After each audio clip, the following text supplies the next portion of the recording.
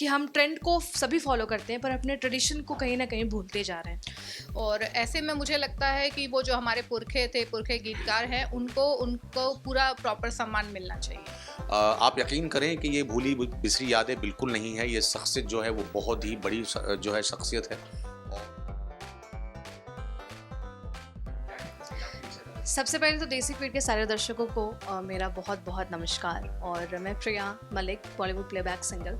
आई think हमारे लिए राजेंद्र कृष्ण जी हमारा बचपन, इनफैक्ट मेरा बचपन नहीं है, मेरी मम्मी मेरे पापा का भी बचपन ही हो रहे हैं और हम सब उनके गाने को सुनते हुए बड़े हुए हैं। बट कहीं ना कहीं मुझे ऐसा लगता है बीइंग अ यूथ कि हम ट्रेंड को सभी फॉलो करते हैं पर अपने ट्रेडिशन को कहीं ना कहीं भूलते जा रहे हैं। और इनके सच बताऊँ तो इनके ऐसे ऐसे गाने हैं जो मैं गाया ज़रूर करी थी बट मुझे खुद भी नहीं पता था कि इस गाने के इस गीत के, इन गीतों के रचना जो असली रचयिता हैं वो राजेंद्र कृष्ण जी हैं। और आई थिंक आज गीता श्री जी ने जो इनिशिएटिव लिया और फाइनली ये करके दिखाया, ये पहली बात अपने आप में सोचना बहुत बड़ी बात होती है। कोई हमें बहुत कुछ जानने को मिला जब हम सिर्फ डिजिटली इंडिपेंडेंस डे या गणतंत्र दिवस मनाया कर रहे थे। तो मैं जहाँ डाल डाल पर सोने की चिड़िया करती हैं बसेरा, मैंने ये गीत गाया तो इनके कुछ रिलेटिव्स जो हैं वो हमसे कनेक्ट हुए हैं। और फिर मुझे पता चला कि यार हमारा तो पूरा स्कूल का बचपन independence day, Republic day in गानों पे बीता है। और बताइए इनके मतलब ये इतने अनसुने, कहीं ना कहीं अनहर्ड है। मतलब डेफिनेटली हमारे ताऊ जी, हमारे चाचा जी लोगों के लिए नहीं है पर हमारे लिए ज़रूर थे। फिर पता चला कि मेरे सामने वाले खिड़की से लेकर मेरे पिया गए रंगून से लेकर सैया दिल में आना से लेकर तुम ही मेरी मंदिर तुम ही मेरी पूजा, न जाने कितने गाने, कहना है आज तुमसे ये पहली बार तो फिर मुझे पता चला और मैंने एक ट्रिब्यूट लाइव सेशन शुरू किया और वो इतना वायरल हुआ, वो इतना लोगों को पसंद आया। तो फिर इस दौरान फिर गीता श्री जी, जिनको मैं प्यार से गीता दी बुलाती हूँ, उनके साथ भी हमने एक सिंगिंग कॉन्वर्जेशन, एक संगीत एट द सेम टाइम साहित्य की बातें, तो उसमें हमने ये कॉन्वर्जेशन शुरू किया था और वो बहुत लोगों तक पहुँचा। फिर बहुत लोगों ने कहा कि ऐसे बहुत सी भूली बिसरी यादें हैं, जैसे इस बुक का नाम है वो भूली दास्तां। तो ऐसे बहुत से गाने हैं अभी भी जो जैसे ये सारे पॉपुलर गाने हम सब ने सुना है, सैया दिल में आना रे, वो गाना कहना है आज तुमसे ये पहली बार, तो ये सारे पॉपुलर गाने हैं। बट ऐसे बहुत सारे अनहर्ड अनपॉपुलर गाने हैं जो कि जिसके शब्द मतलब आप सुनेंगे तो सच में आपकी आंखों में आंसू आ जाएंगे, जो अभी तक ऐसे बहुत सारे मैंने भी नहीं सुने।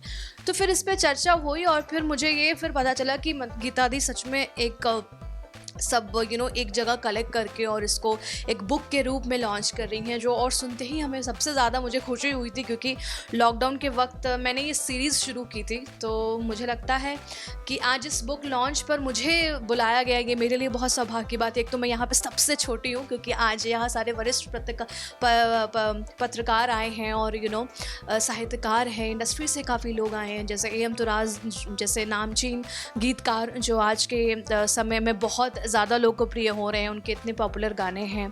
बहुत सारे और भी बहुत सारे लोग हैं, दिग्गज लोग आए हैं और मैं यहाँ पे सबसे छोटी सी 22-23 साल की लड़की, तो मुझे बड़ा लग रहा था कि पता नहीं क्या होगा बिकॉज बट मुझे अच्छा लगता है। सच कहूँ तो मुझे इंटेलेक्चुअल लोगों के साथ रहना और जहाँ संगीत के साथ साथ साहित्य की बात होती है वहाँ प्रिया मलिक खींचे चले आती है। तो मैं बहुत खुश हूँ कि आज इस लॉन्च पर मुझे बुलाया गया और बहुत अच्छा लग रहा है। इतने सारे लोग हैं और संगीत की बातें हो रही हैं, उनकी कहानियाँ, अनसुनी कहानियाँ कहानियों को सुनने का मौका मिल रहा है। तो और देसी फीड के माध्यम से मुझे लगता है ये ज़्यादा से ज़्यादा लोग तक ज़रूर पहुँचेगा। तो keep watching and sharing the video and बहुत सारी शुभकामनाएं। Thank you. ये बहुत ही मुबारक मौका है और इसलिए कि गीता श्री ने एक किताब संपादित की है जो कि राजेंद्र कृष्ण जी पर है। और राजेंद्र कृष्ण जी के बारे में ये कहा जा सकता है कि हिंदी फिल्मों को अपने गीतों से सजाने वाले जो आरंभिक गीतकार थे उनमें से राजेंद्र कृष्ण जी रहे हैं और उनके ऊपर यह काम, बहुत ही ज़रूरी काम गीता जी ने किया है वो भूली दास्तां के जरिए।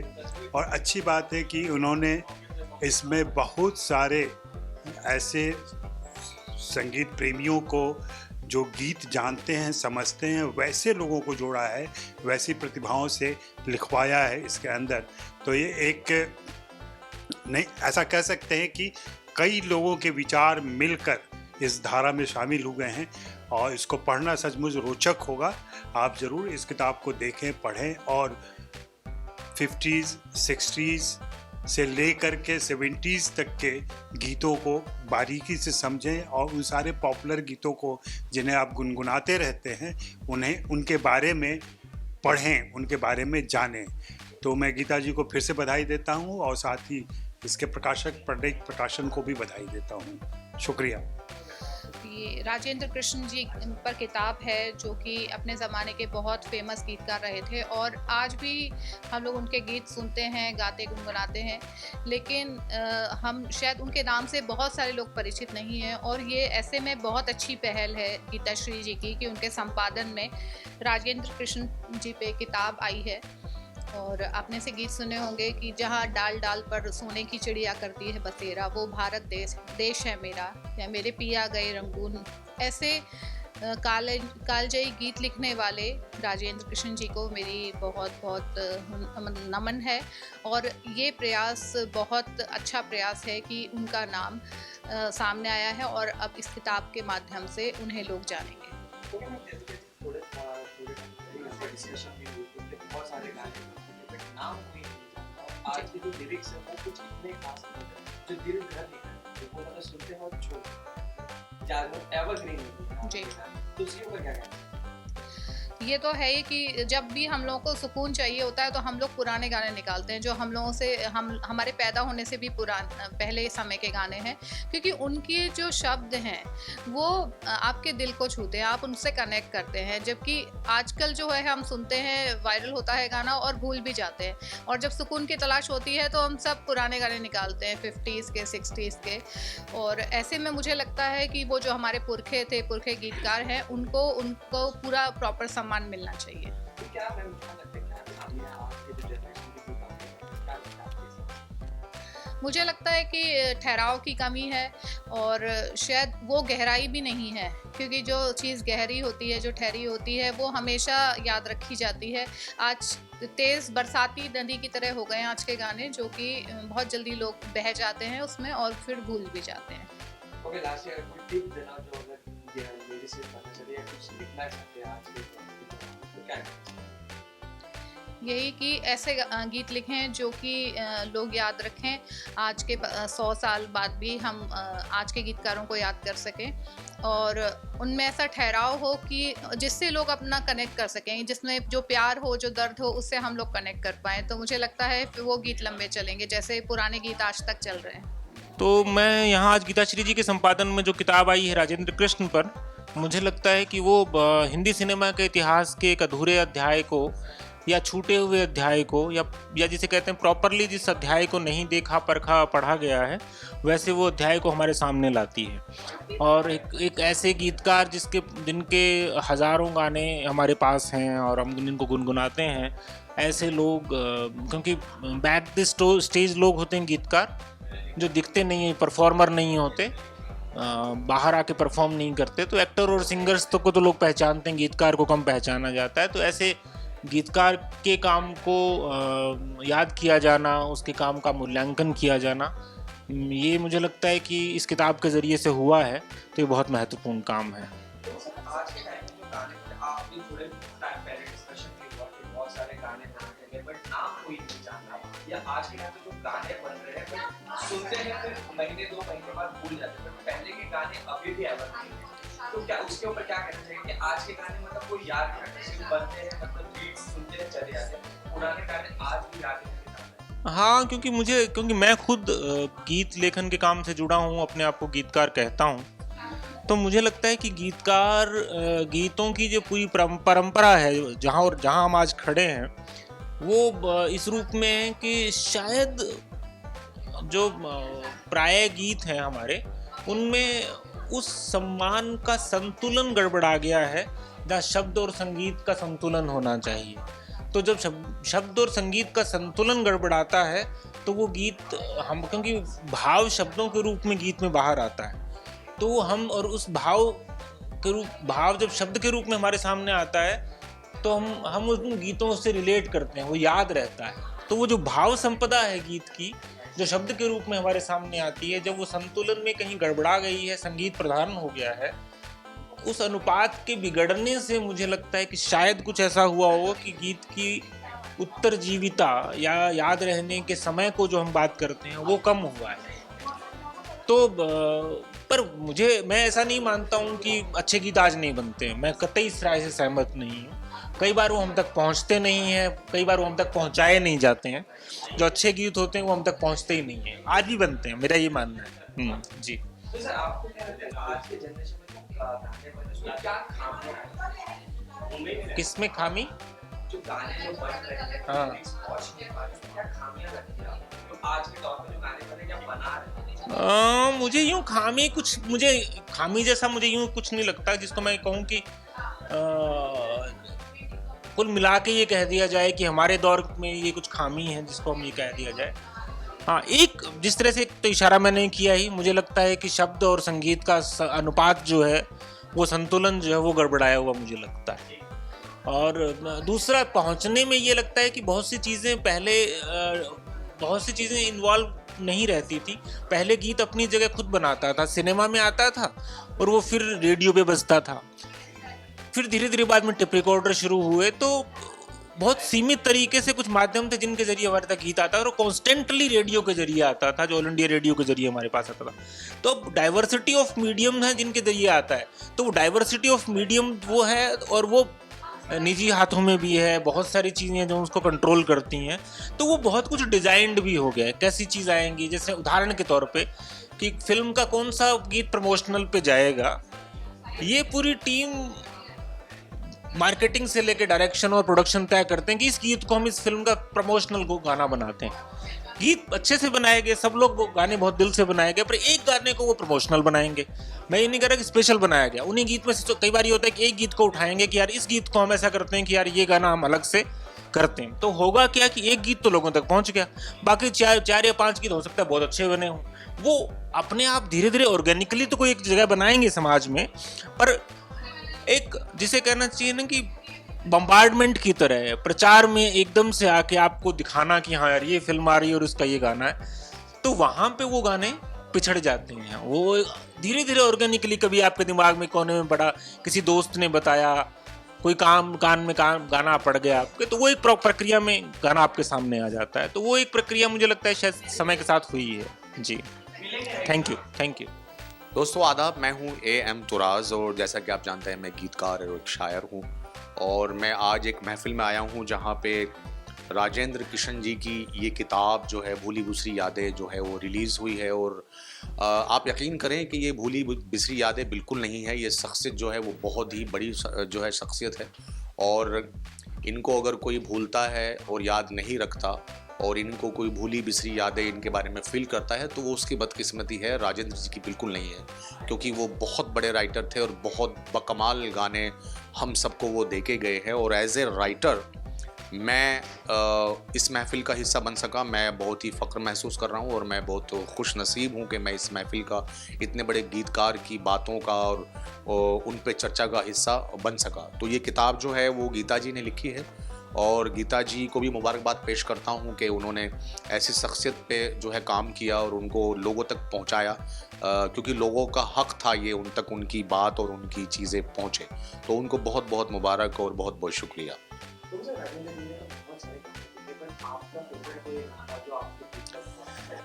देखिए यार, राजेंद्र जी के कलम से जो भी चीज़ें निकली हैं वो बहुत ही खूबसूरत हैं और बहुत ही मायना खेज़ हैं और बहुत ही असरदार हैं। अगर मैं मेरी बात करूँ तो जितने भी गाने उन्होंने किए हैं वो सब मुझे बहुत अजीज़ हैं। मैं उनसे उन गानों से कुछ ना कुछ सीखता हूँ। और दूसरा, अगर बात करें कि एक पर्टिकुलर किसी एक गाने की तो चुनना बड़ा मुश्किल है, लेकिन फिर भी पल पल दिल के पास तुम रहती हो, ये गाना मुझे बहुत पसंद है। और चूँकि इस गाने पे अगर मैं बोलने जाऊँ तो मेरे ख्याल से 1-2 दिन भी कम पड़ेंगे। इसमें इतनी जो है वो बातें छुपी हुई हैं, वो एक राइटर समझ सकता है और आप सब भी समझते हैं। बस देखिए राइटर क्या समझाना चाहता है कि वो उसकी फील आप तक पहुंच जाए, और आप सब तक पहुंची है तभी ये गाना सुपर हिट हुआ है और वो इतने पॉपुलर हुए हैं। तो ये गाना मुझे बेहद पसंद है। बहुत सारे गाने बनते हैं जो राइटर्स हैं उनके नाम नहीं पता लगते, या आज के दौर में जो गाने बन रहे हैं वो सिर्फ आते हैं और चले जाते हैं, और पहले के जो गाने वो अभी भी एवरग्रीन है, दिल तक अभी भी छू जाते हैं। तो उसके ऊपर क्या कहना है? देखिए, बात करें हम आज की के राइटरों के नाम लोग नहीं जानते, ये बड़ी विडम्बना है और बहुत दुख की बात है कि जो गाने का क्रिएटर होता है उसको ही लोग नहीं जानते, जबकि आज बहुत इजी है नाम जानना। पहले ज़माने में तो आपको कैसेट ख़रीदनी पड़ती होगी, रिकॉर्ड ख़रीदना पड़ता था, तब आप जान सकते थे। अभी तो आपके हाथ में मोबाइल है और आप गूगल कर सकते हैं या यूट्यूब पे जाके देख सकते हैं। तो लोगों को देखना चाहिए और बड़े दुख की बात है ये, मैं भी उसका शिकार हूँ और हर राइटर, हर क्रिएटर जो है इसका शिकार रहा है हर दौर में, और उसको वैल्यू नहीं की गई, जबकि उसको की जानी चाहिए। ये हमारी बदकिस्मती है, इसमें उन लोगों की बदकिस्मती नहीं है जो काम करके चले गए, ये उनकी बदकिस्मती है जो इस वक्त मौजूद हैं और वो नहीं जानते। तो मेरी गुजारिश है कि इन जैसी शख्सियात को जो है वो हमको जानना चाहिए। और दूसरी बात अभी आपने कही कि आजकल जो गाने हैं वो बहुत ज़्यादा नहीं चलते, आते हैं चले जाते हैं। देखिए पहले क्या होता था, इस बारे में थोड़ा सा मैं ये कहूँगा कि नई गाने आज भी चलते हैं और ख़राब गाने हर दौर में बने हैं। ख़राब चीज़ें हर दौर में होती है, समाज का हिस्सा होती हैं वो भी। ख़राब इन द सेंस के जो लोगों को पसंद नहीं आते हैं उनके भी ऑडियंस होती है और गाने। तो आज की तारीख में क्या है कि पहले जो होता था गाना बनता था और उसको लास्ट आदमी तक पहुँचते पहुँचते कई साल लग जाते थे, वो गाना वहाँ तक पहुँचता नहीं था। तो इसलिए उस गाने का सफ़र लंबा होता था और उसकी जो सफलता देर तक रहती थी, क्योंकि वो पहुँचता रहता था, आज यहाँ ईंट है कल वहाँ ईंट है, तो वो दूर तक जाता था। और दूसरा ये कि गाने भी कम आते थे, तो इसलिए वो बहुत देर तक उसके लिए जगह रहती थी, वो बहुत देर तक रहता था। आज की तारीख में बहुत गाने आते हैं, सरवाइव करना गाने को बहुत मुश्किल है, क्योंकि आदमी के पास बहुत चॉइस है, पहले नहीं थी। जो गाना रेडियो पे आ गया हम उसे हटा नहीं सकते, हमको सुनना ही सुनना है, तो हम सुनते थे। और दूसरी बात कि जो आज गाना 4 दिन में पॉपुलैरिटी पा लेता है वो पहले 4 साल में पाता था। आज वो 4 दिन में या 4 घंटे में वहाँ तक पहुँच जाता है जहाँ गाना कभी कभी 4-5 साल में भी नहीं पहुँच पाता था, और उसको उतनी ही पॉपुलैरिटी मिलती है जितनी पहले मिलती थी। और उसको उससे भी ज़्यादा जो गाना पैसा कमाता था वो आज कहीं उससे ज़्यादा कमा लेता है 4 घंटे में जो 4 साल में कमाता था। तो क्या हुआ है, पॉपुलैरिटी कम नहीं हुई है, हाँ उसका टाइम पीरियड ज़रूर कम हो गया है, तो उसकी पॉपुलैरिटी और उसका जो उससे कमाई होती है वो तो बढ़ी गई है, वो कम नहीं हुई है। इसलिए हमको गाना लगता है चूँकि जितनी जिस चीज़ की ज़िंदगी होती है वो उतनी देर रहता है, तो अब वो चीज़ हम जल्दी कर ले रहे हैं। 4 साल वाला काम हम 4 घंटे में कर ले रहे हैं, तो इसलिए काम तो उतना ही हो रहा है, गाने की जो पॉपुलैरिटी उतनी ही है। तो इससे हम थोड़ा सा गलत अंदाज़े लगा लेते हैं। और काम चूँकि इतना आ रहा है कि आपके पास ऑप्शन इतने हैं मोबाइल पे का, आप ऐसे उंगली मारिए और गाना जो है दूसरा, क्योंकि आपके पास पहले आपने जो अभी आज गाने रिलीज़ हुए 5, 6, 10 गाने हैं जो आपने सुने ही नहीं, आपको सुनने हैं, तो आप एक गाने को 4 दिन नहीं दे सकते, आपको 10 गाने सुनने हैं। अगर रोज़ का एक भी सुनेंगे तो 10 दिन लग जाएंगे आपको, और बाकी काम भी करने हैं। तो इसलिए ये थोड़ा सा है। और रही बात उसकी कि पहले गानों में बहुत अच्छी पोइट्री होती थी, आपने ऐसा कहा, अब नहीं होती है। ऐसा नहीं है, आज भी अच्छी पोइट्री वाले गाने बन रहे हैं और आ रहे हैं, और हमें ढूंढना पड़ेगा, चूज़ करना पड़ेगा। क्योंकि पहले ज़माने में क्या होता था कि गाने पहले भी ख़राब और अच्छे बुरे बनते थे, लेकिन वो हम तक नहीं पहुंचते थे, क्योंकि अच्छाई की ये पावर है कि वो लोगों तक पहुंचती है, और बुराई की पावर बहुत ज़्यादा नहीं होती, वो कुछ दिन चलती है फिर वो दम तोड़ देती है और वो ख़त्म हो जाती है। तो हम तक वो गाने आते नहीं थे। आज की विडम्बना ये है कि अच्छी बुरी हर चीज़ हम तक विदिन सेकेंड पहुँच जाती है। तो इसलिए हमको लगता है कि बहुत बुरे गाने आ रहे हैं, बहुत ख़राब गाने आ रहे हैं। ऐसा नहीं है, पहले भी आते थे अजीबोगरीब गाने, आज भी आ रहे हैं। तो वो हम पे डिपेंड करता है कि हम क्या सुनना चाहते हैं। तो हमारे पास पहले से ज़्यादा आज ऑप्शन है कि हम अच्छी चीज़ चुनें या ख़राब चीज़ चुनें, हमारे हाथ में है। अब जैसे आपका मोबाइल है, इस पर इंटरनेट अवेलेबल, इस पर आप बुरी चीज़ें देखिए अच्छी देखिए, तो आप पे डिपेंड करता है। और आपको इंडिपेंडेंसी मिली है और आपके हाथ में सत्ता आ गई है, और आपको चूज़ करना है कि हमको क्या सुनना नहीं सुनना। तो इसका मतलब इसका दूसरे पे ब्लेम लगा नहीं सकते। और अच्छे काम भी हो रहे हैं, तो आप अच्छे काम ढूंढिए, आप उनको सुनिए, उनको सराहिए, तो और अच्छे काम होंगे। क्योंकि जिस चीज़ को हम ज़्यादा देखेंगे, ज़्यादा सराहेंगे, उसको जो यहाँ पे मेकर्स हैं, पब्लिशर्स हैं, उनको लगता है कि ये चीज़ ज़्यादा चलती है, तो फिर वो काम ज़्यादा करने लगते हैं। तो अगर कोई बुरा काम कहीं हो भी रहा है तो उसमें सबसे ज़्यादा हाथ जो है वो सुनने वालों का है, आप सबका है, कि भाई आप अच्छी चीज़ को प्रमोट नहीं कर रहे, अच्छी चीज़ को ढूंढ के नहीं सुन रहे। जो भी आ रहा है उसको सुन ले रहे हैं, जो भी आ रहा है सुन ले रहे, तो उसको थोड़ा सा बंद कीजिए। जो आपको अच्छा, अगर आपको बुराई अच्छी लगती है तो बुराई सुन लीजिए, लेकिन अगर आपको अच्छाई अच्छी लगती है तो उसको ढूंढिए और सुनिए। अच्छी चीज़ें भी हैं, अच्छाई जिस दिन ख़त्म हो जाएगी ये दुनिया ख़त्म हो जाएगी। तो अच्छाई है, वो थोड़ी सी यहाँ वहाँ बुराई के आगे पीछे आ गई है, तो उसको आपका काम है कि आप उसको फाइंड आउट करें। अच्छा, आपके साथ क्या लगता है, क्या खामियां रहती हैं जो आज के गाने बनते हैं, यंग जनरेशन में क्या खामियां लगती है आपको जिसकी वजह से वो पहुंच नहीं पाते?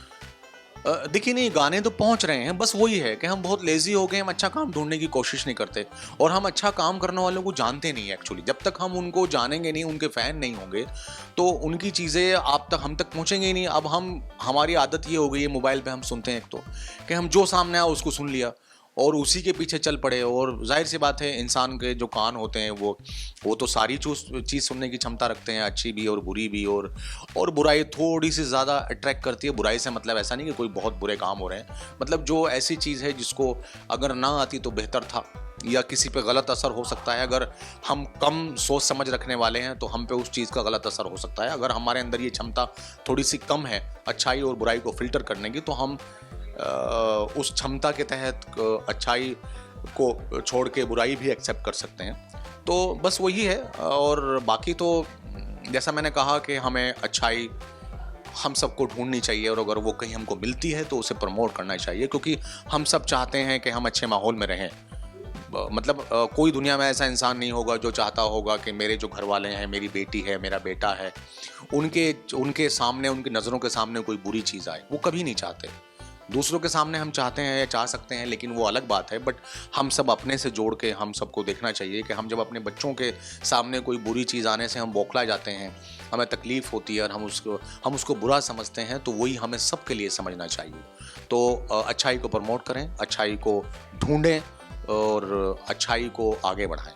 कोई लाइफ से आपने बहुत सारे गाने दिए, बहुत सारे अभी भी रहते हैं कि दिल में अभी भी वही गाने सुनते हैं जी। बट आज के टाइम में जो लिरिक्स है वो बहुत वल्गर भी हो चुके हैं कि बहुत सारे जो लिरिक्स लिखते हैं वो जी। उनका मानना है कि लिरिक्स जो है वो बहुत ही वल्गर हुए। पहले ऐसा नहीं था। तो आपका इसके नहीं ऊपर पहले क्या भी देखिए, फिर वही मेरा ये मानना है कि कहीं ना कहीं देखिए सुनने वाले, अब मैंने कहा ना कि आप अभी जैसे आपका चैनल है, तो जो खबर ज़्यादा चलेगी आप उसको चलाएंगे ना, जिसको कोई देखना पसंद नहीं करता आप क्यों चलाएंगे। तो यहाँ जो मेकर्स हैं, जो पब्लिशर्स हैं, अब जैसे सुनने वाले हो चीज़ सुनना चाहते हैं वो वैसे ही प्रमोट करते हैं, क्योंकि उनको भी बिजनेस करना, वो कोई मतलब अपना नुकसान करने तो बैठे नहीं हैं। तो फिर वही बात आती है कि ये ऑडियंस पे डिपेंड करता है कि अच्छी चीज़ों को कितना चलाना है और बुरी चीज़ों को कितना चलाना है। जैसे अभी कुछ फिल्में आ रही हैं, उनके बाइकआउट्स हो रहे हैं, तो ठीक है भाई, अगर कोई चीज़ किसी को पसंद नहीं है उसका बाइकआउट करे, बिल्कुल ना देखें उसको अगर अच्छी नहीं लग रही किसी के एंगल से तो उसको बिल्कुल ना देखें। अच्छी लग रही तो देखना चाहिए, फिर उसको देखना चाहिए, उसको देखें अगर अच्छाई है उसमें और अच्छी चीज़ है तो बस वही है कि अच्छी पोइट्री वाले गाने। देखिए गाने हम एक्चुअली भूल चुके हैं गाने का मीनिंग क्या होता है। गाने का मीनिंग होता है अच्छी पोइट्री एक अच्छी धुन में, यानी अच्छी सुर लय ताल में आप तक पहुंचे, ताकि आपकी रूह को थोड़ा सुकून मिले, मज़ा आए और आप उससे जुड़ सकें। तो कहीं ना कहीं अच्छी चीज़ों को आपको प्रमोट करना चाहिए, और वही चीज़ें घूम फिर के आती हैं कि अच्छे गाने के व्यूज़ थोड़े कम रह जाते हैं, और जो बुरे गाने होते हैं, क्योंकि उसमें एक अट्रैक्शन होता है बुराई में, जैसा कि हम सब जानते हैं। और फिर अगेन वही बात कि हम चाहते सब हैं कि बुराई हमारे घर के आसपास ना हो, हमारे बच्चों को, हमारे बड़ों को बुराई ना लगे, लेकिन हम करते वही हैं। तो ये जो हमारी डबल शख्सियत है, ये कहीं ना कहीं इस सब की जिम्मेदार है कि हम दूसरों के लिए कुछ और चाहते हैं, अपने लिए कुछ और चाहते हैं, जबकि सब उसी दुनिया का हिस्सा हैं और सबके कान वही सुन रहे हैं। तो इसलिए बुराई को ज़्यादा प्रमोट ना करें, और ऑफ कोर्स जो आपको चीज़ ऐसी लगती है कि समाज के लिए हानिकारक है, उसका बाइकआउट होना चाहिए, और उसको नहीं सुनना चाहिए और उसको नहीं देखना चाहिए, क्योंकि कहीं ना कहीं फिर एक दिन वो आपके सामने भी, आपके बच्चों के सामने भी आएगी। अगर वो समाज में घूम रही है वो चीज़ और हिट हो चुकी है, तो हिट चीज़ के लिए थोड़ा सा हमारा ज़्यादा वो रहता है कि नहीं हम इसको देख लें आखिर ये है क्या। तो वो वाली बात है, और इससे ज़्यादा कुछ भी नहीं है। और अच्छा काम हो रहा है, अच्छा काम होता ही रहेगा, कोई उसको रोक ही नहीं पाएगा, क्योंकि अच्छे सुनने वाले भी मौजूद हैं, तो अच्छा काम हो रहा है। सर लास्ट में क्या टिप्स देना चाहिए जो आज के लोग लिरिक्स बनना चाहते हैं, या उसके ऊपर क्या कहना चाहिए, टिप्स देना यार देखिए, मैं हमेशा एक बात कहता हूँ कि कोई भी आर्टिस्ट हो, लिरिसिस्ट हो, डायरेक्टर हो, एक्टर हो और सिंगर हो, कोई भी हो, जो आर्टिस्ट होता है उसको खुदा चुनता है। लाखों करोड़ों लोगों में ऊपर वाला उसको चुनता है। तो आप सिर्फ उस आर्ट को अपने से मत जोड़िए, अपने से मत देखिए, उसको देखिए कि खुदा ने इसको हमको चुना है। तो खुदा किसी ख़राब चीज़ को नहीं चुनता। जब वो चुनता है तब आप अच्छे ही होते हैं, अच्छा ही काम करते हैं, लेकिन जब आप चुन के सत्ता में आ जाते हैं और चुन के आपकी चलने लगती है, फिर आप बुरे काम करने लगते हैं और बुरी चीज़ों को प्रमोट करने लगते हैं और बुरी चीज़ों को आप बुरा क्रिएशन करने लगते हैं। तो आप कहीं ना कहीं ऊपर वाले के उस चुनाव को आप बुरा साबित कर रहे हैं। इसमें आपका कमाल नहीं है, ऊपर वाले के चुनाव का कमाल है। तो आप उस चुनाव को गलत साबित कर रहे हो और उस चुनाव को गलत साबित करना मतलब ऊपर वाले को गलत साबित करना। तो दिस इज़ रॉन्ग, ये नहीं होना चाहिए। तो उसका ख्याल रखना चाहिए, क्योंकि जब तक आप चुने नहीं गए तब तक आपकी बात है, जब आप चुने गए हैं फिर आपकी बात नहीं रह गई है, फिर ऊपर वाले के चुनाव की बात रहेगी और लोगों ने आपको चुना है उसकी बात रहेगी। तो कहीं ना कहीं हर क्रिएटर को अच्छी से अच्छी चीज़ करनी चाहिए जहाँ तक उसकी कोशिश हो सके। बस यही टिप दूंगा। और बहुत सारा अच्छा पढ़ना चाहिए, बहुत सारा अच्छा देखें ताकि हम उससे मुतासिर हो सकें और हम उससे इंस्पायर हों और हम अच्छा काम करें। तो आने वाले लोगों के लिए यही है कि अच्छाई को देखें और अच्छाई को करें और अच्छाई को प्रमोट करें। Thank you so much. Thank you. मैं अभिलाष अवस्थी हूँ। मैं टाइम्स ऑफ इंडिया धर्मयुग पत्रिका में रहा हूँ, वरिष्ठ उपसंपादक, कई अखबारों में संपादक रहा हूँ और अभी महाराष्ट्र राज्य हिंदी साहित्य अकादमी का कार्यकारी अध्यक्ष हूँ। और मैं यहाँ पर पंकज नारायण के आह्वान पर गीता श्री की जो पुस्तक है उसके विमोचन समारोह में आया हूँ। और मैं अपने को सौभाग्यशाली मानता हूँ कि जो साहित्य का एक हवन चला अभी मैं उसमें शामिल हूँ।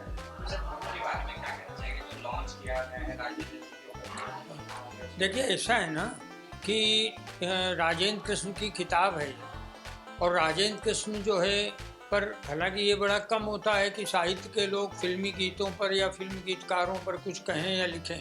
गीता श्री ने ये कोशिश की, उसके लिए उनको बहुत बधाई देनी चाहिए। और राजेंद्र कृष्ण खाली फिल्म के गीतकार नहीं थे। राजेंद्र कृष्ण हिंदुस्तान के ऐसे गीतकारों में थे जिनका साहित्यिक मूल्यांकन भी होता रहा है। और साहित्यिक जो गीतकार जिनको जानते हैं हम लोग, गीतों के राजकुमार नीरज ने अपने एक इंटरव्यू में ये कहा था, जब उनसे पूछा गया कि आपको इतने फिल्मी गीतों में जो आपने भी लिखे सबसे अच्छा गीत कौन सा लगता है फिल्मी गीत, तब उन्होंने एक बात कही थी कि क्या जब साज है ये शहनाई, दो ही सुर का ये खेल सारा है, एक सुर जिंदगी का साहिल है, दूसरा मौत का किनारा है, ये गीत मुझे सबसे अच्छा लगता है। और ये गीत राजेंद्र कृष्ण ने लिखा था। तो इतने बड़े गीतकार को राजेंद्र कृष्ण का लिखा गीत अच्छा लगता है रहा है, तो जाहिर सी बात है कि राजेंद्र कृष्ण फिल्मी गीतकार होने के साथ साथ अपने साथ एक साहित्यिक मूल्य भी रखते थे और उनका साहित्यिक मूल्यांकन हुआ। गीता श्री ऐसे साहित्यकार ने उन पर किताब लिखी है। जाहिर सी बात है नीरज गीतकार नीरज ने जो कहा था और गीता श्री ने जो लिखा, दो कलमकार साहित्यकारों ने राजेंद्र कृष्ण को सराहा, उनका साहित्यिक मूल्यांकन किया। आज मैं उस अवसर पर उपस्थित हूँ। मैं गीता श्री को बधाई देती हूँ, राजेंद्र कृष्ण और नीरज को श्रद्धांजलि देती हूँ। हमने उसका उत्सव मनाया 100 जेल पूरी होने का। तो 100 कारागार 14 राज्यों के अंदर देश के हमने अभी तक कैदियों के लिए खोल दिए हैं और सब राज्यों से हमको बहुत अच्छी प्रतिक्रियाएं मिल रही हैं। और कई जगह पर उन्होंने बताया कि कैदियों में बहुत ज़्यादा सकारात्मक परिवर्तन आया है। उन किताबों के लिए कैदी किताब लेते हैं और उसके बाद उन किताबों पे बैठ के चर्चा करते हैं, पढ़ते हैं। तो वो सब चीज़ें हमको बहुत प्रभावित की। ऐसा हुआ कि इसके अंदर ये हुआ कि महाराष्ट्र में उस समय के जो एडीजी थे वो इतने खुश हुए कि उन्होंने कैदियों को कहा कि अगर जो सबसे अच्छा कैदी पढ़ेगा उसकी सजा में हम इतने दिन कम कर देंगे, जो आज बहुत अच्छा पाठक होगा। बिहार में वहाँ के जो डायरेक्टर जनरल थे उन्होंने ये घोषणा की कि अब से हमारे ये जितने भी बिहार के जेल हैं उनमें सुबह 1 घंटा जो है वो नियमित रूप से सब कैदियों को जो है ये कहा जाएगा कि सब कैदी किताब पढ़ेंगे बैठ के कोई ना कोई।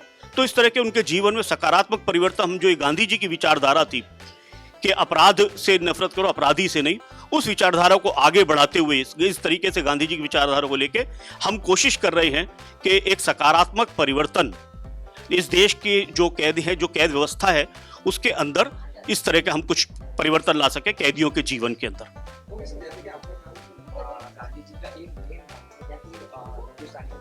हिंदी जो उसको आगे बढ़ाए, वह आज के जनरेशन में हम देखते हैं क्या हिंदी बोलने में शर्म आती है। कि वो ज्यादातर वो इंग्लिश यूज करते हैं, इंग्लिश आती भी थी वो भी यूज करते पर हिंदी यूज नहीं करना चाहते, पर उसके ऊपर आप क्या कहना चाहेंगे जो ऐसा हो रहा है? आपकी बात ठीक है कि आज की जो पीढ़ी है वो आधुनिक बनने के लिए अंग्रेजी का प्रयोग करते हैं, लेकिन मैं आपको अगर सच्ची बात बताऊं तो जब हम लोगों की भी पीढ़ी थी ना, उस समय भी हम लोग अंग्रेजी को में ही बोलना अपने आधुनिकता का प्रतीक समझते थे। उस दौर में भी अगर हम लोग जब कॉलेजेस में पढ़ते थे, कोई 2-4 पंक्तियां अंग्रेजी के किसी गीत की गुनगुना लेते थे तो हम अपने आप को आधुनिक समझने लगते थे, मॉडर्न समझने की कोशिश कर ये बताने की कोशिश करते थे। वही आज की पीढ़ी भी कर रही है। लेकिन आज में अगर आप देखें तो एक बड़ा परिवर्तन आ गया है। आज की जो पीढ़ी है वो काफी कुछ हिंदी का भी प्रयोग कर रही है अगर आप ध्यान से देखें, लेकिन बात यह कि उनकी हिंदी अपनी हिंदी है उनकी। जिस हिंदी में अंग्रेजी के भी बहुत सारे धड़ल्ले शब्द आते हैं उनको खुद नहीं पता लगता वो कब हिंदी में चले जाते हैं कब अंग्रेजी में चले जाते हैं। तो एक बाइलिंगुअल पीढ़ी पैदा हो गई है पूरी तरीके से, बात करते करते वो अपडेट हो जाता है और वो उसको जैसे कहते हैं इट्स वेरी कूल। ये जो आजकल जो चल गया है कूल होने की जो बात चल गई, तो ये उनकी अपनी भाषा है, उनका अपना। अब देखिए भाषा है ना परिवर्तन की वस्तु है, भाषा हमेशा आगे अपने चलती रहती है और हम लोग पीछे रह जाते हैं, लेकिन भाषा अपने हिसाब से चलती रहती है और जो पीढ़ी आती है उसकी भाषा अपनी होती है, उसकी शब्दावली अपनी होती है। तो आज की पीढ़ी, लेकिन फिर भी आज की पीढ़ी हिंदी को भी अपना रही है, लेकिन एक समस्या है कि हिंदी बोलने की भाषा बनती जा रही है, लिखने और पढ़ने की भाषा नहीं रह गई है। इस समस्या को हमें ये संभालना पड़ेगा। बोलने की हमें चिंता नहीं है, हिंदी बोल खूब रहे हैं, लेकिन लोग लिखते नहीं हिंदी के अंदर, बच्चे लिखते नहीं, उनको लिखना नहीं आता, एक वाक्य शुद्ध हिंदी में नहीं लिख सकते। ये बहुत बड़ी चिंता का विषय है, क्योंकि कोई भी भाषा सिर्फ बोलने के आधार पर स्थायी रूप से बहुत लंबे समय तक नहीं चल सकती है। तो इसके लिए सरकार को ये कोशिश करनी पड़ेगी। लेकिन ऐसा लगता है कि जो नई शिक्षा नीति 2020 आई है, चूंकि इसमें अब भारतीय भाषाओं पर काफी बल दिया जा रहा है और कोशिश की जा रही है कि बच्चे को प्राइमरी स्तर पर जो है मातृभाषा में पढ़ाया जाए और उसके आगे भी जो तकनीकी विषय हैं वो भी हिंदी में और दूसरी भाषाओं के अंदर भारतीय भाषाओं में पढ़ाया जाए। अगर ये प्रयोग सफल हुआ तो मुझे लगता है कि वापस बच्चे जो हैं वो अपनी भाषा से जुड़ेंगे। जब अपनी भाषा का वो देखेंगे कि इस स्तर पर उनको पढ़ाया जा रहा है और उसको सम्मान दिया जा रहा है, तो बच्चे भी उसको सम्मान देंगे। वो तो अपना वातावरण से सीखते हैं बातचीत को, कौन सी चल रही है। तो अभी तो आप सही बोल रहे हैं कि भाई ये एक संकट काल चल रहा है, जो संकट काल के अंदर तो लेकिन थोड़ी सी उम्मीद रखते हैं कि अगर बोलने की भाषा है उसको थोड़ा सा प्रयास और किया जाए और थोड़ा सा हम लोगों को घरों के अंदर भी इस पर ध्यान देना पड़ेगा कि घरों में भी अगर माँ बाप थोड़ा सा अपने बच्चों को प्रेरित करें कि भाई आप अपनी भाषा में बोलिए, उनके साथ बातचीत करें। जैसे हमारे यहाँ जो प्रवासी भारतीय होते हैं वो लोग क्योंकि एक अलग माहौल में रह रहे होते हैं, उनको अपनी जड़ों से जुड़ा होना होता है, इसलिए वो अपने बच्चों के साथ प्रयास करके हिंदी में बातचीत करते हैं। जबकि मैं देखता हूँ बहुत सारे परिवर्तन आप आ रहे हैं समाज के अंदर। मैं मुंबई में देखता हूँ कि बहुत सारे महाराष्ट्रियन परिवारों के अंदर भी ये आ गया कि वो माँ बाप अपने बच्चों के साथ या बच्चे अपने माँ बाप के साथ बहुत घरों में हिंदी में बात करते हैं। तो अगर आप इन संकेतों को देखें तो कहीं ना कहीं एक सकारात्मक संकेत भी मिल रहा है कि भाई हिंदी अपने हिसाब से व्यापकता से फैल रही है। अभी मैं पूर्वोत्तर भारत में गया था काफ़ी जगहों पर दौरे में, अरुणाचल और अपना मेघालय, असम, और वहाँ पे आम लोगों से जब बातचीत की और आम लोगों को बातचीत करते हुए देखा तो बहुत सारे लोग मैंने देखा जो हिंदी में बातचीत कर रहे थे। अरुणाचल में तो खासतौर से वो लोग सब जो स्थानीय लोग थे वो भी आपस में हिंदी में बातचीत कर रहे थे। तो ये सब चीज़ें देखते हुए एक उम्मीद जागती है कि भाई हमारा हिंदी का अच्छा भविष्य है इसके अंदर। और जैसे जैसे देखिए भाषा और ये सब चीज़ें, आपका देश कितना आर्थिक रूप से मजबूत है उस पर बहुत निर्भर करता है। आपके जैसे जैसे आपकी आर्थिक निर्भरता आती है, आपका आत्मसम्मान बढ़ता है, आपका आत्मविश्वास बढ़ता है और अपने आप को एसर्ट करने की वो चीज आपके अंदर बढ़ती है।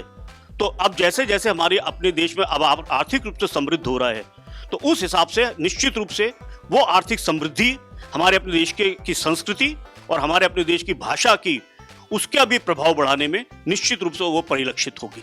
मुझे लास्ट अंत में एक सवाल करना चाहता कि सबसे पहले तो सभी के तरफ से आपको मुबारकबाद, क्योंकि 100 ऐसा बहुत ही कम मतलब होते हैं कि 100 एक माइलस्टोन होता है पहुंचना। तो आगे की विजन क्या होगी आपकी? आगे की विजन तो देखिए, पहले तो हमारी ये है कि मैंने आपको बताया 146 केंद्रीय कार्यालय हैं, वो केंद्रीय कारागार हैं सॉरी।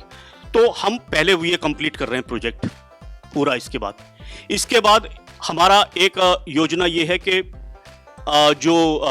बाकी इसके बाद हम फिर उसमें एडल्ट लिटरेसी जो कैदियों के लिए इस कार्यक्रम को हाथ में लेने वाले हैं।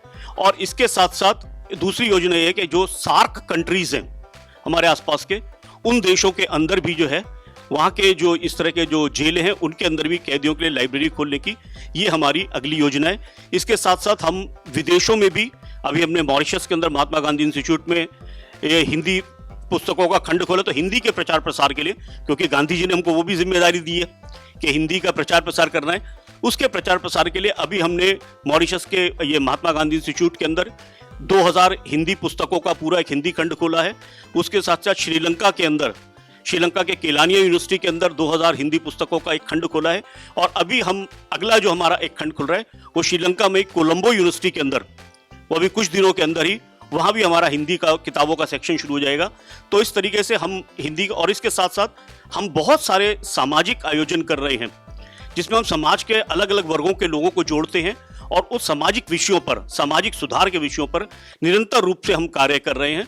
तो इस तरीके से गांधी जी की जो भी सोच है उसको हम निरंतर आगे बढ़ाने का प्रयास कर रहे हैं। मेरा नाम आरपी सिंह है। मैं मूल बनारस का हूँ। हमारा परिवार 120 साल पहले से इस मुंबई शहर में है। मैं वैसे पेशे से यहाँ वकील हूँ मुंबई हाई कोर्ट में।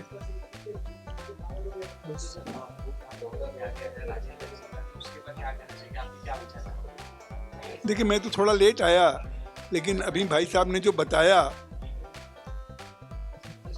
हाँ, हमें बड़ा अच्छा लगा।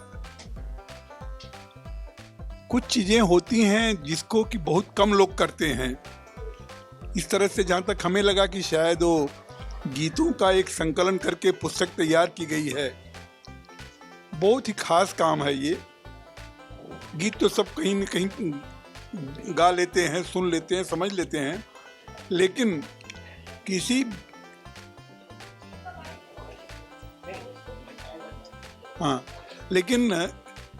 किसी व्यक्ति द्वारा इस तरह का गीतों का संकलन करना ये बड़ा शुभ सूचक है।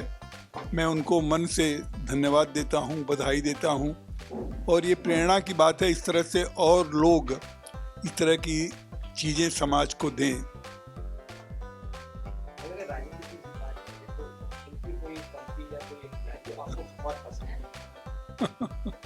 देखिए, इनकी आप बहुत पसंद है। कौन सी लाइन तुम्हें क्या बताऊं आपको।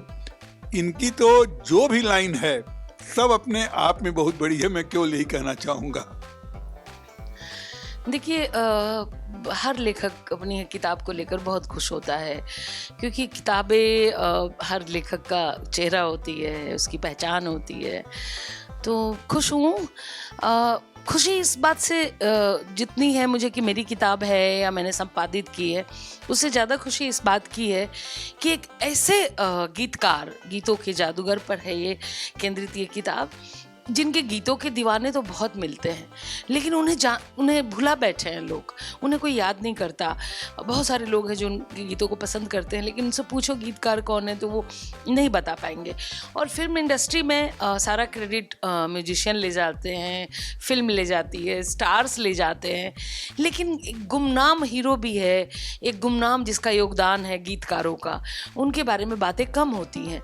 तो इसलिए मुझे इस बात की बहुत खुशी है कि एक गुमशुदा, एक गुमनाम हीरो को फिल्म इंडस्ट्री के मैंने ढूंढा और उन पर ये किताब लिखी। इसलिए बहुत सारे कारणों से बहुत खुशी है इस किताब को लेकर।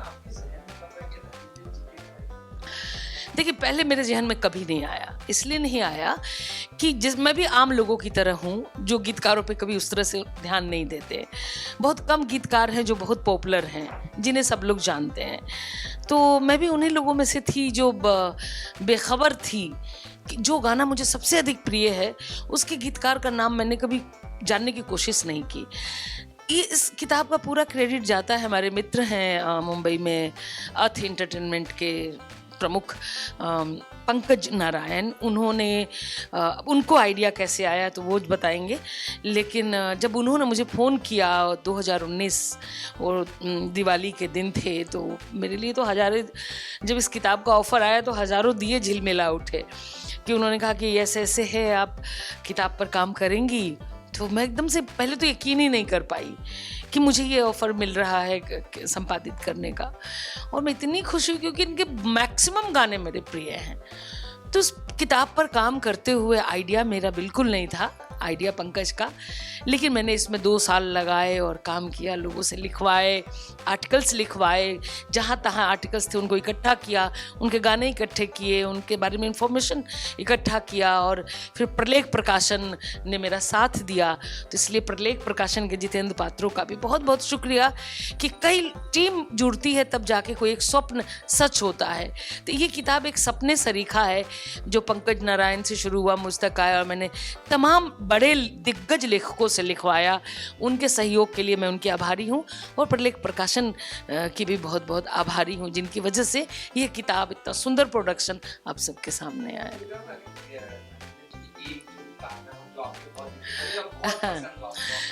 देखिए सब गाने पसंद है, लेकिन 2 गाना तो इतना ज़्यादा है कि पल पल दिल के पास तुम रहती हो, जीवन में, इसको आज की पीढ़ी भी गा रही है। और एक गाना हसरतों के दाग मोहब्बत में, यूं हसरतों के दाग मोहब्बत में धो लिए, दिल से दिल की बात कही और रो दिए। तो ये 2 गाने मुझे मतलब बहुत ज़्यादा, वैसे मैं तो उनके सारे गाने गुनगुनाती रहती हूँ पहले से, जब से मैं उन्हें नहीं जानती थी तब से। मज़ेदार बात ये है कि मैंने सोचा नहीं था कि जो मेरा फेवरेट गीतकार है उन पर कभी किताब भी कर सकूंगी। तो जैसे कि आपने कहा कि बहुत सारे गाने लिखे बट पहचान नहीं मिल पाती, या जो मेन जो रहती है क्रेडिट वो दूसरा ही कोई लेके चला जाता है। जी। सलीम जी ने इनके ऊपर एक चीज कहा था कि बहुत से लोगों का ये मानना है कि राइटर्स का सिर्फ एक ही है कि वो झोला लेके चले जाते हैं, कुर्ता पहनते हैं और उसका कुछ काम, बट मेन उनका ही होता है स्टोरीज, और ये उनको क्रेडिट नहीं मिल पाती। बिल्कुल। क्या कहना चाहिए क्रेडिट? देखिए ये जो फिल्म इंडस्ट्री है ना बहुत क्रूर है, और जो शो है पूरा कुछ, पर्दे पे हीरो हीरोइन दिखते हैं तो क्रेडिट वो ले जाते हैं, डायरेक्टर ले जाता है, और जो जिसको कहते हैं बुनियाद में होते हैं स्टोरी टेलर्स और स्क्रिप्ट राइटर्स, गीतकार, जो ये हमारे साथ हमेशा से जो शब्द चूंकि दृश्य माध्यम नहीं है तो वो पर्दे के पीछे होते हैं। कोई मेहनत, कोई जानना नहीं चाहता कि इस फिल्म की कहानी लिखी किसने, इस आइडिया किसका था, गाने किसने लिखे। गाने पे सब झूमते हैं, संगीत पे सब मदहोश होते हैं, फिल्म की कहानी पे सब रीझते हैं, सब अप्रिशिएट करते हैं, और सारा क्रेडिट डायरेक्टर, और देखिए इसमें प्रोड्यूसर भी पीछे रह जाता है पर्दे के पीछे, जिसका सब कुछ दाव पर लगा होता है। तो ये दृश्य माध्यम है जिसमें सारा क्रेडिट, सारा जलवा जो लोग दिखाई देते हैं उनका होता है। और लेखकों को तो ऐसे भी लोगों उसके बारे में राय है कि बस शब्द दे दिया उन्होंने, स्क्रिप्ट दे दी, कहानी दे दी तो उनका काम ख़त्म है, मतलब पल्ला झाड़ के उसको अलग हो जाना चाहिए। जबकि रचना से लेखक का गर्भ नाल का रिश्ता होता है। अपनी रचना को अपने गर्भ से काट के कैसे अलग करते। जिस भी कहानी पे फिल्म बनती हो लेखक की ही कहानी है, जो गीत है वो गीतकार के गीत है, तो आप उनको कैसे अलगा सकते हो। लेकिन हाँ, अलगाने की कोशिश होती है। ये लेखकों के साथ अन्याय तो है ही ना। इसी वजह से तो आप देखेंगे फिल्म इंडस्ट्री, लिटरेचर से सिनेमा और साहित्य में दोस्ती बन ही नहीं पाती है, इसी वजह से। और इसी वजह से जो साहित्य के लोग हैं वो सिनेमा को अपनी चीज़ें टच नहीं करने देते हैं, क्योंकि वो चाहते हैं। मैंने किस्सा सुनाती हूँ कि एक बड़े उपन्यासकार, उन्होंने अपना उपन्यास देने से उनका सिलेक्शन हो गया, उस पर फिल्म बननी थी। उनको कहा गया कि बस इससे आप अलग रहिए, इस पे बनेगी फिल्म, आप पूरी छूट दे दीजिए। मैं एक लेखक के नाते ये मानती हूँ कि सिनेमा अलग माध्यम है, दृश्य का माध्यम है, तो थोड़ी छूट, निर्देशक की छूट देनी चाहिए जिससे वो फिल्म में उसको बदला जा सके। लेकिन अगर आप पूरी तरह बदल देंगे, कहानी बदल देंगे, इतना ट्विस्ट कर देंगे कि जो लेखक का अपना है उसमें लेखकपन, उसकी अपनी जो शैली है, उसका जो अपना सिग्नेचर है वो बदल जाए, तो लेखक इजाज़त नहीं देते। तो बड़े लेखकों ने इजाज़त नहीं दी, तो उनका नहीं, उन पे फिल्म नहीं आई। तो ज़्यादातर फिल्मकार ये चाहते हैं कि लेखक अलग हो जाए, वो दे दे और अलग हो जाए, हमें उसके साथ खेलने की इजाज़त दे। तो कई बार मैं सोचती हूँ कि मैं किसके साथ खड़ी हूँ, लेखक के साथ मैं लेखक हूँ, जैसे मैं हूँ तो मैं अगर मुझसे कोई कहे तो मैं छूट दे दूंगी कि ठीक है आप बनाइए सिनेमा और आप इस पर पूरी छूट लीजिए, लेकिन गारंटी लीजिए कि आपकी छूट से फिल्म बेहतर बन पाई है, और नहीं तो आपने एक अच्छी खासी रचना का सत्यानाश कर दिया। तो मैं देकर देखूंगी। लेकिन कुछ लेखक इतने रिजिड हैं कि वो नहीं देते हैं अपनी रचना को निर्देशक को खेलने के लिए। तो इससे होता क्या है कि साहित्य और सिनेमा के बीच की दूरी हमेशा से बनी हुई है, बनी रहती है। यही गैप है, कम्युनिकेशन गैप है, अंडरस्टैंडिंग का गैप है, आपस में एक दूसरे के साथ सहयोग नहीं करने का भाव है, जिसमें फिल्मकार साहित्यकारों पे आरोप लगाते हैं, साहित्यकार फिल्मकारों पे लगाते हैं कि वे चाहते हैं कि हम रचना से अपने को अलग कर ले। और कोई लेखक, हर लेखक को अपनी रचना से मोह होता है, वो जल्दी अलग नहीं होना चाहता है। जैसे कि राजेंद्र की काफी अच्छे गाने हैं, आज के दौर में जो गाने बन रहे हैं बहुत जगह ये मानना है कि बनते हैं कुछ समय के लिए और चले जाते हैं, तो पुराने गाने जो थे वो एवरग्रीन है, आज भी मौजूद है और आज भी छू रहे हैं। तो उसके ऊपर क्या कहना है, जो आज के गाने जैसे बन रहे हैं वो छू नहीं पा रहे, अभी भी पुराने गाने। देखिए हालत तो ये है कि पुराने गानों के रिमिक्स खूब चल रहे हैं। राजन जी का जो गाना है गोरे गोरे वो बाके छोड़े, तो उस पर अभी तक लोग डिस्को में नाचते हैं, उसका रिमिक्स आया है, इनके बहुत सारे गानों के रिमिक्स आ गए हैं। तो देखिए अंतर ये है कि जो पहले के गाने थे उनकी धुनें, कालजयी धुनें, उनके वर्डिंग्स आप सुनिए, उसमें पोएट्री होती थी, उसमें मीनिंग होती थी, और उसमें दर्शन होता था, जीवन दर्शन। मतलब आप पूरे जिंदगी एक सफ़र है सुहाना। अब ये बहुत हल्का गाना है, यहाँ कल क्या हो किसने जाना, किसी का भी गाना हो, आप इस तरह का कोई गाना उठा लीजिए, उसकी अगली पंक्ति, पिछली पंक्ति, बीच में कहीं आपको एक पंक्ति ऐसी मिलेगी जिसमें पूरा पूरा जीवन का दर्शन होता है। तो वो टच करता है, सीधे सीधे टच करता है। जब वो गाने बन रहे थे जिनको आज हम कालजयी गाने कहते हैं, रचना, कोई भी रचना, उसकी कसौटी वक्त होता है, काल। हर रचना अपनी काल की कसौटी पर कसकर ही महान होती है या डस्टबिन में चली जाती है। इतिहास बहुत कूड़ा कचरा के लिए डस्टबिन है।